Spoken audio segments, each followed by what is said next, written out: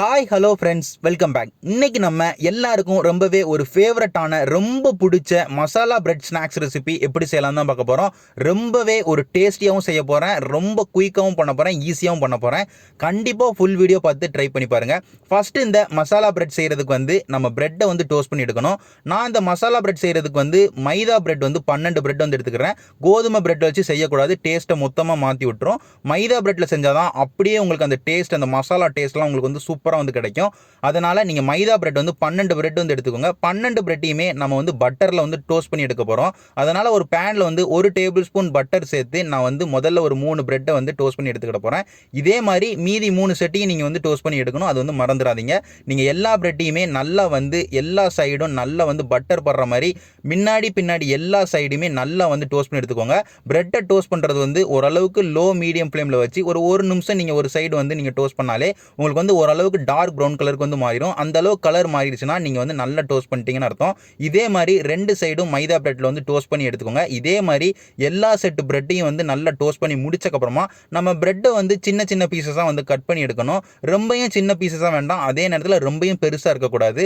ஓரளவுக்கு நான் வீடியோவில் காட்டுற மாதிரி இந்த அளவுக்கு ரொம்ப சின்னதும் இல்லாமல் ரொம்ப பெருசும் இல்லாமல் மீடியம் சைஸில் கட் பண்ணி எடுத்துக்கிட்டிங்கன்னா நீங்கள் எடுத்து சாப்பிடும் போது ரொம்பவே ஈஸியாகவும் ரொம்பவே சூப்பராகவும் இருக்கும். பிரெட் எல்லாத்தையும் கட் பண்ணி முடிச்சக்கப்புறமா அதை அப்படியே ஒரு பவுலுக்கு மாற்றி வச்சுக்கோங்க. இப்போ நம்ம அந்த மசாலா கிரேவி செய்ய ஆரம்பிச்சிடலாம். அதுக்கு கடாயில் நான் நெய் சேர்த்துக்கிறேன். நெய் ஒரு 2 டேபிள் ஸ்பூன் மட்டும் சேர்த்துக்கோங்க. ரொம்ப நெய் தேவையில்லை, அது ஒரு மாதிரி அந்த ஸ்மெல் ரொம்ப காட்டி கொடுத்துரும். அதனால் ஒரு 2 டேபிள் ஸ்பூன் மட்டும் நெய் சேர்த்துட்டு அதுக்கப்புறமா ஒரு 1.5 பெரிய வெங்காயம் சேர்த்துக்கோங்க. ரொம்ப சின்ன சைஸாக இருந்தால் 2 பெரிய வெங்காயம் சேர்த்துக்கோங்க. பெரிய வெங்காயத்தை முக்கியமாக ரொம்ப சின்ன சின்ன துண்டுகளாக வெட்டிக்கோங்க. அதே நேரத்தில் ரொம்ப நேரமும் வெங்காயத்தை நம்ம வதக்கக்கூடாது. ஓரளவுக்கு பச்சை வாசனை போகிற அளவுக்கு மட்டும் ஒரு நிமிஷத்துலேருந்து ஒரு 2 நிமிஷத்துக்கு ஸ்டவ்வை ஹை ஃப்ளேமில் வச்சு வதக்கி விட்டுக்கோங்க. வதக்கி முடிச்சக்கப்புறமா ஸ்டவ்வை லோ ஃப்ளேமுக்கு மாற்றிட்டு இஞ்சி பூண்டு பேஸ்ட் சேர்த்து இஞ்சி பூண்டு பேஸ்ட் 1.5 டீஸ்பூன் சேர்த்துட்டு அதை நல்ல பச்சை வாசனை போகிற அளவுக்கு நல்லா வதக்கி முடிக்கணும். அதையும் ஒரு நிமிஷத்துலேருந்து ஒரு 1.5 நிமிஷத்துக்கு நல்லா லோ ஃப்ளேமில் வதக்கி முடிச்சக்கப்புறமா நம்ம ஸ்டவ்வை ஓரளவுக்கு மீடியம் ஃப்ளேம் வச்சுட்டு பச்சை மிளகா 2 பச்சை மிளகா ரொம்ப சின்ன சின்ன துண்டுகளாக வெட்டி சேர்த்துருக்கேன். அதே நேரத்தில் தக்காளி ரொம்ப சின்ன சைஸ் தக்காளினால 2 தக்காளி சேர்த்துருக்கேன். பெரிய சைஸ் தக்காளியாக இருந்தால் 1.5 தக்காளி போதும். இது ரெண்டுத்தையுமே சேர்த்து இதையும் நல்லா வதக்கி விட்டுக்கோங்க. ஒரு நிமிஷத்துலேருந்து ஒரு 2 நிமிஷத்துக்கு வதக்கி விட்டுக்கோங்க. ரொம்ப தொக்கு கன்சிஸ்டன்சிக்கெல்லாம் மாறணும் தேவை கிடையாது. நீங்கள் வதக்கிறது எல்லாம் ரொம்ப நல்லா வதக்காதீங்க. ஒரு 60%லேருந்து ஒரு 70% வதக்கி விட்டாலே போதும். ரொம்ப வதங்கிடுச்சுன்னா நம்மளுக்கு கிரேவி நம்மளுக்கு குழம்பு வைக்கிற டேஸ்ட்டுக்கு மாறிடும். நம்மளுக்கு இந்த மசாலா பிரெட்டுக்கு ரொம்ப வதக்கணும்னு தேவை கிடையாது. அதனால தான் அப்படி சொல்லிக்கிட்டேன். அதுக்கப்புறமா நம்ம மசாலா எல்லாமே சேர்த்துக்கிடுவோம். மசாலா சேர்க்கும் போது ஸ்டவ்வை லோ ஃப்ளேமில் வச்சுட்டு காஷ்மீரி ரெட் சில்லி பவுடர் ஒரு 3/4 டீஸ்பூன் சேர்த்துருக்கேன். 1 டீஸ்பூன் சேர்க்கல, ஏன்னா ஏற்கனவே பச்சை மிளகா சேர்த்துருக்கோம். அதுக்கப்புறமா மல்லிப்பொடி ஒரு 3/4 டீஸ்பூன் சேர்த்துருக்கேன். அதுக்கப்புறமா கரம் மசாலா 1/2 டீஸ்பூனுக்கும் கொஞ்சம் கூட சேர்த்துக்கோங்க. அதுக்கப்புறமா உப்பு ஒரு 3/4 டீஸ்பூன் சேர்த்துக்கோங்க. பத்தலைன்னா நம்ம திரும்ப சேர்த்துக்கலாம். இது எல்லாத்தையுமே சேர்த்து நல்லா மிக்ஸ் பண்ணி விட்டுக்கோங்க. நல்லா வதக்கி விடுங்க. ஒரு ஸ்டவ்வை லோ ஃப்ளேமில் வச்சுட்டு தண்ணி எதுவுமே சேர்க்காம ஒரு 30 செகண்ட்லேருந்து 40 செகண்டுக்கு வதக்கி முடிச்சக்கப்புறமா தண்ணி ஒரு கப்பு மட்டும் தண்ணி சேர்த்து நல்லா கிண்டி விட்டுக்கோங்க. கிண்டி விட்டுட்டு உப்பு காரம் பாருங்க.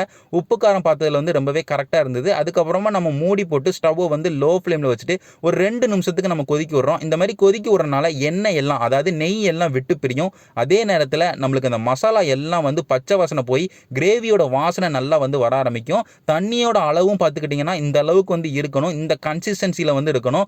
ரொம்பவும் வத்திரக்கூடாது, அதே நேரத்தில் ரொம்பவும் தண்ணியாக இருக்கக்கூடாது. அது முக்கியமாக பார்த்துக்கோங்க. இது ஒரு பெர்ஃபெக்டான ஒரு கன்சிஸ்டன்சி. ஒரு கப்பு தண்ணி சேர்த்துக்கிட்டிங்கன்னா உங்களுக்கு கரெக்டாக இருக்கும். அதே நேரத்தில் லோ ஃப்ளேமில் வச்சு ஒரு நிமிஷத்துலேருந்து ஒரு 2 நிமிஷம் கொதிக்க விட்டிங்கன்னா ரொம்பவும் வத்தாது. இந்த அளவுக்கு நம்ம கிரேவியை ரெடி பண்ணக்கப்புறமா அதை அப்படியே ஒரு பவுலுக்கு மாற்றி வச்சுக்கிடுவோம். எல்லா இதையும் கடாயிலேருந்து எடுத்துருங்க. எல்லா கிரேவியும் கடாயிலேருந்து எடுத்து முடிச்சக்கப்புறமா நம்ம பிரெட்டை திரும்பி அந்த கடாயில் சேர்த்துக்கிட போகிறோம். இது எதுக்காண்டி நம்ம செய்கிறோங்கிறத நான் ஏன் சொல்கிறேன்னா, நம்ம பிரெட்டை அந்த கிரேவிலே சேர்த்துட்டோம்னா அந்த பிரெட் எல்லாம் உடனே அந்த கிரேவியை குடிச்சிரும். நம்மளுக்கு எல்லா சைடும் ஈவனாக ஸ்ப்ரெட் ஆகாது. அதே நேரத்தில் அந்த டேஸ்ட் எல்லா சைடும் போகாதுங்கிற ஒரே காரணத்துக்காண்டி தான் முதல்ல பிரெட்டை சேர்த்துட்டு அதுக்கப்புறமா கொஞ்சம் கொஞ்சமாக கிரேவியை சேர்த்து மிக்ஸ் பண்ணி விட்டுக்கிட்டே இருங்க.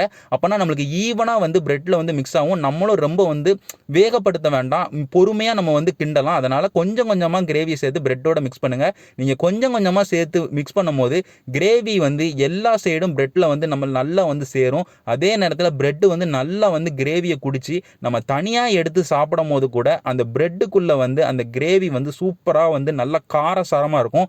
நான் சொன்ன டெக்னிக்கில் செய்யுங்க. இது நீங்கள் ஃபாலோ பண்ணிக்கோங்க. கொஞ்சம் கொஞ்சமாக சேர்த்து நம்ம பிரெட்டை வந்து மிக்ஸ் பண்ணணும். அதே நேரத்தில் நம்ம வதக்கிற வெங்காயம் தக்காளியை வந்து ரொம்ப வந்து வதக்கக்கூடாது. அதுவும் ரொம்பவே ஒரு முக்கியமான விஷயம். நம்ம வந்து கிரேவி எல்லாத்தையுமே செஞ்ச கிரேவி எல்லாத்தையுமே கொஞ்சம் கொஞ்சமாக சேர்த்து மிக்ஸ் பண்ணி முடிச்சிட்டோம். ஸ்டவ்வை வந்து லோ ஃப்ளேமில் வச்சுட்டு அதுக்கப்புறம் ஃபுல்லாக மிக்ஸ் பண்ணி முடிச்சக்கப்புறமா ஸ்டவ்வை வந்து ஆஃப் பண்ணிவிட்டு கடைசியாக வந்து கொத்தமல்லி இலையும் கேரட் வந்து ஃப்ரெஷ் கேரட்டும் துருவன கேரட்டையும் வந்து கொஞ்சம் சேர்த்து மிக்ஸ் பண்ணி விட்டு ஸ்டவ்வை ஆஃப் பண்ணிட்டு எடுத்து சாப்பிட்டிங்கன்னா அவ்வளவு டேஸ்ட்டாக இருக்கும். திரும்ப திரும்ப வந்து செஞ்சு செஞ்சு சாப்பிடுவீங்க. நான் சொன்ன அளவில் மசாலா சேர்த்து நான் சொன்ன மாதிரி வெங்காயம் தக்காளியெல்லாம் வதக்கி நான் சொன்ன மாதிரி கிரேவி எல்லாம் கொஞ்சம் கொஞ்சமாக பிரெட்டில் சேர்த்து நல்லா வந்து கிண்டி விட்டு ஆஃப் பண்ணிங்கன்னா சாப்பிட்டு பார்த்தீங்கன்னா அவ்வளவு டேஸ்ட்டாக இருக்கும். எல்லாருக்குமே செஞ்சு கொடுங்க. எல்லாருமே ரொம்ப சூப்பராக இருக்குன்னு ரொம்ப விரும்பி விரும்பி வாங்கி சாப்பிடுவாங்க. நான் இதே மாதிரி ஒரு பெர்ஃபெக்டான ஒரு சூப்பரான ஒரு ரெசிபியோட உங்கள் எல்லாருமே வந்து பார்க்குறேன். நன்றி.